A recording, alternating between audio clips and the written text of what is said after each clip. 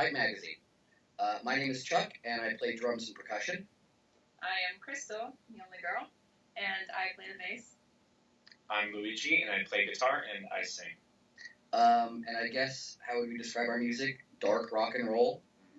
The term we use is fuzz noir, which is, I guess, supposed to be, what definition-wise, what is it? The darker elements of rock and roll. I guess stuff that you might call goth, although that seems like an iffy term. Dark wave, first generation dark rock and roll. What else? Like, let's see. I guess we can also name like specific bands we like.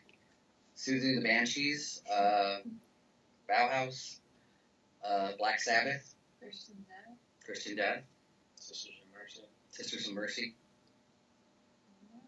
And how did you create fuzz noir? How did you develop that style of music? That's a great question. We didn't think this through.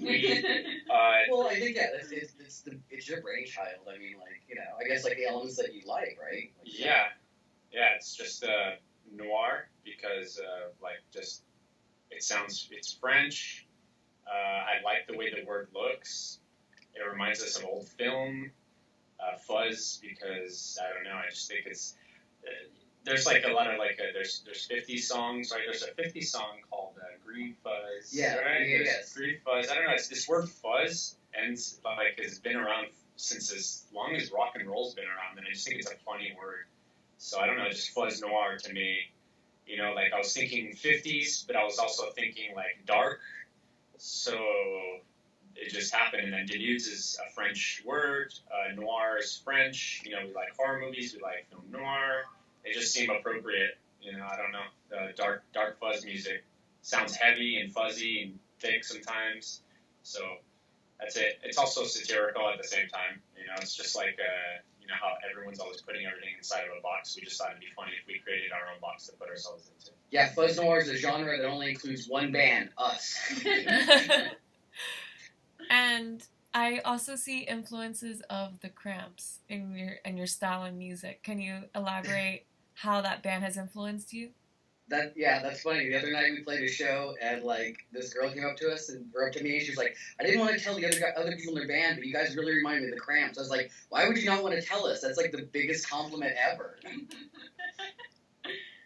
So yeah, no, I think there's definitely the Cramps in there for sure. Yeah, totally. Luigi's got a huge Cramps tattoo. Yeah, you want to see it? That's Poison Ivy. Very nice. And your new song, High, reminds me a little bit of Susie and the Banshees.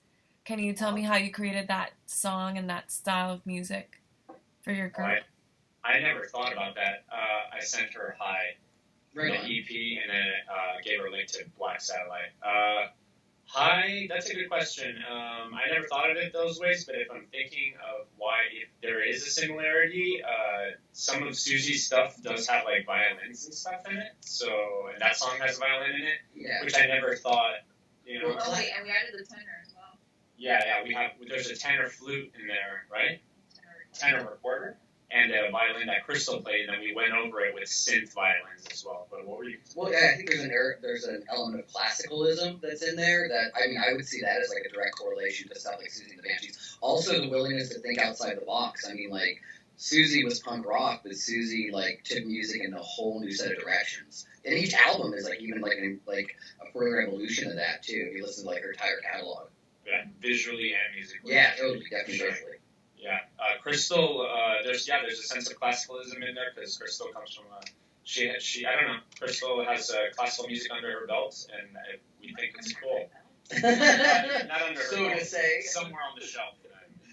Well, yeah, and I always think like the term fuzz noir has those elements. Like fuzz maybe denotes rock and roll, noir denotes an element of classicalism.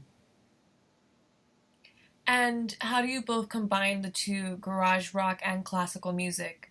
Do you both discuss, this element of a violin would sound good here? How do you combine both to create a unique and unified sound?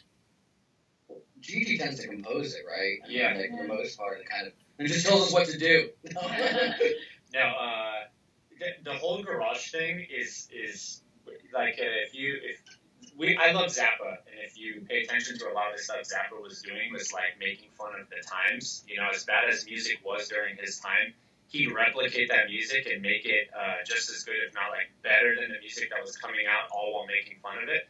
And that's kind of like, you know, it's just like we never really thought of ourselves as a garage band. For us, it's just like a joke. But I think it also denotes, I mean, there is certain elements of garage in there, like maybe like more, just no, like for sure. I the mean, modern rock and roll. we're definitely playing garage, and what I like to think of garage is like the initial intention of what garage was in the 50s, you know, in the 50s. I don't know what garage is now, but we can do it, and we have the capability of playing whatever people are calling garage now. Well, because I know the Cramps are the perfect example of that. I think they pull from a very like deep well of like obscure 50s rock and roll to create like. And what other advice have you taken from Frank Zappa? Because I know you're heavily influenced by him. Every quote ever. No, I don't know. I just love his quotes. He played the guitar amazing. I'm definitely not as intricate as he is. He taught himself how to read music at like age 9, and then all of the musicians around him are not allowed to do drugs, and he also writes all of the music on paper, and he always does his things his way. I'm not like that, you know. I actually kind of like when the bands. I don't like everything. I don't like to be in full control of everything. The reason why I write all the music, I was writing all the music in the past. Now we're creating music kind of more together.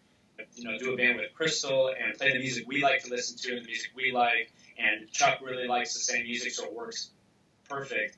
And I didn't, you know, I was not going to stop at anything to play that kind of music and keep that vision going of what it is that I wanted to hear. And of course, changing musicians always has like this certain effect on what the music is going to end up sounding like.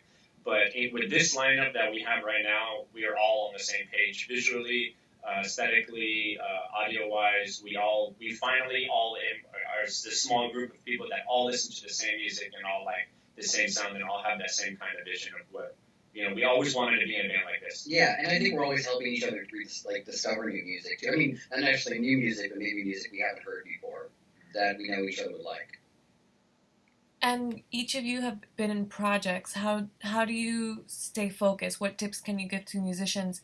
Man, you just gotta do it. I mean, it's just, I guess formulating the vision is probably like the first hard part is like, what do you want to do? But when you've arrived at that, I think especially for musicians and artists, it's like once you arrive at like what it is that you want and like, you know, it's really real, it comes from inside you. I think it's just like the question of like doing the brickwork to make it happen, you know, writing the songs, recording the songs, and figuring out a way to get the instrumentation the way you want it, and you know, move on from there. We'll take you out there to the sweatshop and we'll show you we're doing everything. We're doing everything. Like, there's nothing I think we haven't done except for press the vinyl ourselves. like we're doing literally everything. We'll show you in a little bit that we're doing covers, screen printing, that we're doing everything, and it's very rare, but I'm sure there's many bands out there, and that's how bands get to where they eventually end up getting when they become something that's, you know, respected, is every single person in the band contributes. You know, he's printing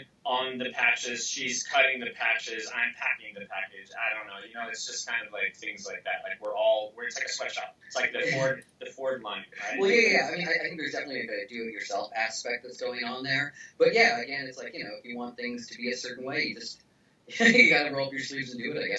So there's the 7-inch coming out. Yes. Mm-hmm. So we are playing a 7-inch release party on January 1st. That's this Sunday. At Churchill's in Miami.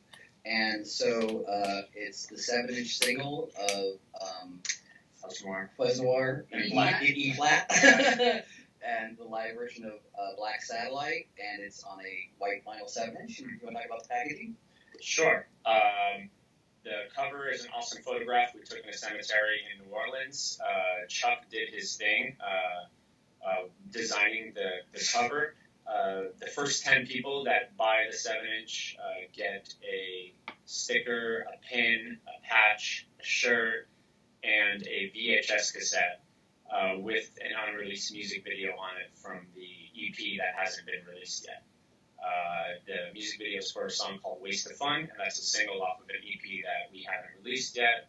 And you get all that for $10. And if you do get one of these, if you are one of the first 10 buyers, you also get a limited edition cover for the 7-inch, which other people won't get. You mentioned that you took the photo from the cover in New Orleans. I recently went there and I was really inspired by the culture and the beauty aesthetically of the French Quarter. What influenced you when you went to New Orleans? What experience did you have? Oh, yeah, we went to, there's a bunch of different places. The graveyard. The graveyard was awesome. That's where we took the photo.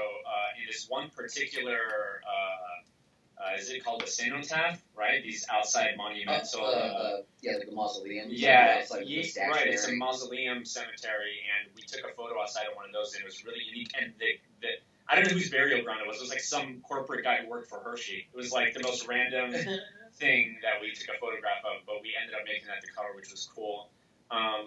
There's a serial killer museum. They've got a lot of serial killer memorabilia in it in New Orleans. I don't know if you heard of it or been there. Oh, it's awesome.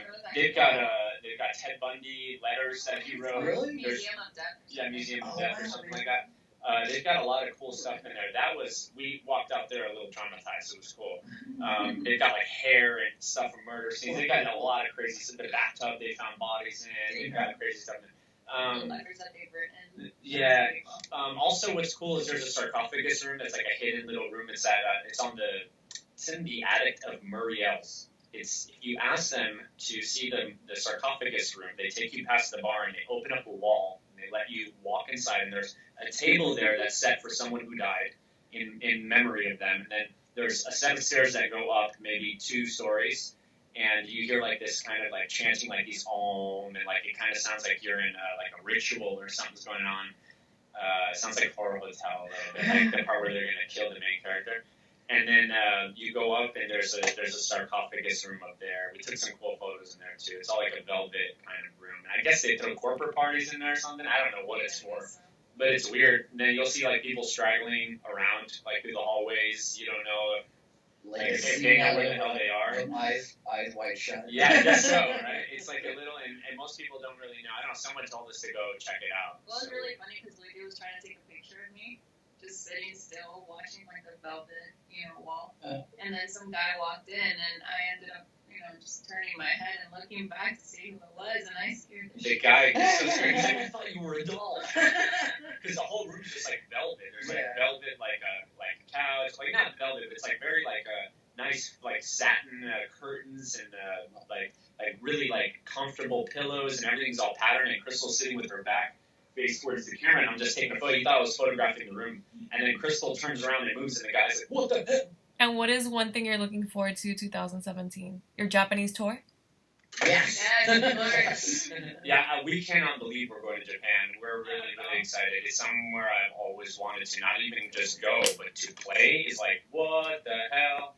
That's pretty cool. We're excited about that. Just days before our first show in Tokyo, we're going to be staying at a temple with a bunch of Buddhist monks. Yeah, with monks. We're going to meditate for 2 days with them. That should be cool. I'm not. I'll be at a bar. What are your projects with Fuzz Baby Records?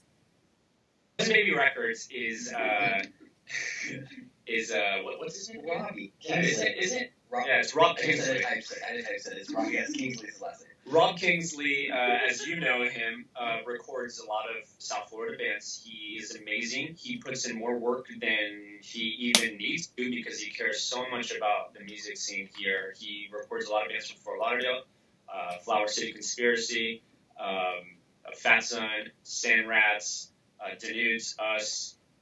He's done the best job on our recordings, I personally think, because he puts so much time into our EP. It's ridiculous. He's even gone as far as playing. He's even gone as far as fixing drum parts overnight when we weren't even around. He's done so many things, it's crazy. But he did a lot of work for us. So what I said is, I'm going to self-release the 7-inch. Would you like to co-release it with me? And he's like, well, I don't really have the funds to do that. And I said, that's fine. You've done the recordings. You put in all this work. And I will fund it, and I'll pay for it. So we saved band money from playing shows, and we're self-releasing the 7-inch, and that's basically how we're co-releasing.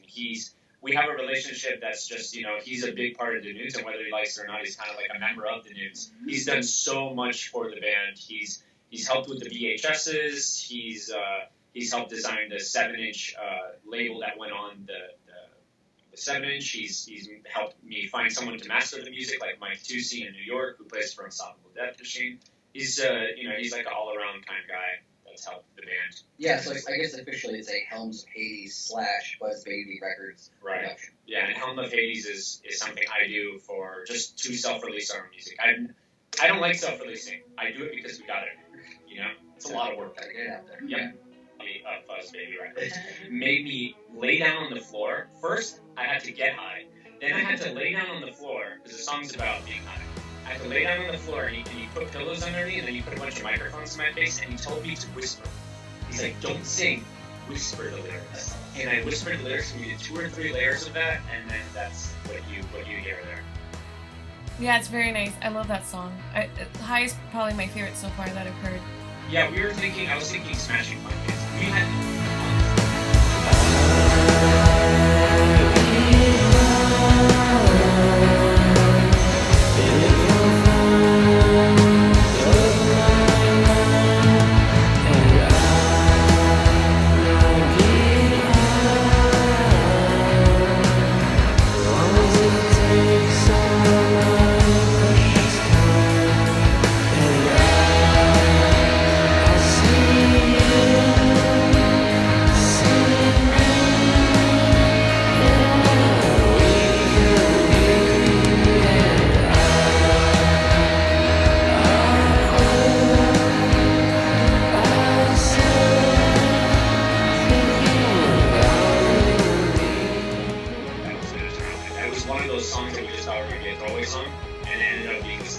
classic rock song that sounded like Smashing Pumpkins.